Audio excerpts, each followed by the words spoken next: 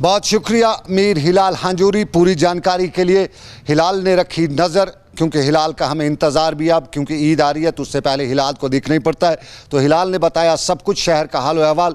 लेकिन जहां एक तरफ कोविड, वहीं दूसरी तरफ कोविड के मामलात में कुछ और तलखियां भी, और इन्हीं तलखियों में सरकार पर भी कुछ सवाल, क्योंकि सरकार सिलेबस भी बदल चुकी है। 12वीं जमात के सिलेबस पर बातें शहर में की जा रही हैं। बताया जा रहा है कि तारीख़ को बदला नहीं जा सकता है, तारीख़ को कभी रोंदा नहीं जा सकता है। कोशिशें की जाती हैं, बहुत से मूर्खों ने कोशिशें की हैं कि तारीख़ को बदला जाए, लेकिन हुआ नहीं है। और आज भी यही कहा जा सकता है कि कश्मीर की तारीख को जो बदलने की कोशिश की गई है, जो उसको इरेज करने की कोशिश की गई है, वो हो नहीं सकेगा, क्योंकि तारीख तारीख है। और ये तारीख किसी को भी तारीख तो कर सकती है, लेकिन उस तारीख पे लिखे हुए हरूफ जो हैं वो तारीख नहीं हो सकते हैं। लेकिन हम कोविड की बात करें तो जहाँ श्रीनगर में सूरत-ए-हाल, वहाँ दूर दराज के इलाकों की सूरत-ए-हाल कुछ कम नहीं है। और इसी दूर दराज के सूरत-ए-हाल में टक्कीपोरा लोलाब, टिक्कीपोरा जिसे उर्दू में कहा जाता है, लोलाब का टिक्कीपोरा का मैदान, जहां कुछ मनचलों ने टूर्नामेंट शुरू कर रखा है। और उस टूर्नामेंट के दौरान बड़ी तादाद में वहां शायकीन भी आते हैं, खिलाड़ी भी वहां पर काम करते हैं।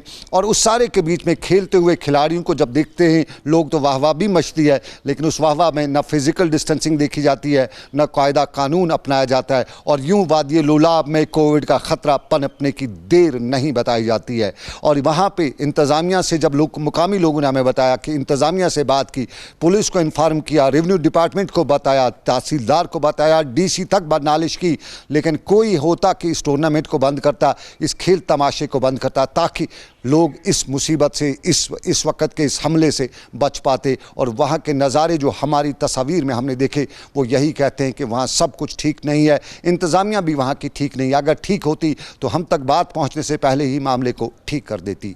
ये एक पहलू। लेकिन दूसरे पहलू में हम सियासत पे भी ज़रूर चलेंगे, क्योंकि 5 अगस्त की तारीख़ और उस तारीख़ के बाद बहुत कुछ बदल रहा है। और उसी बदलाव में सियासी जमातों की चुप्पी भी बहुत से लोगों को सोचने पे मजबूर कर रही थी।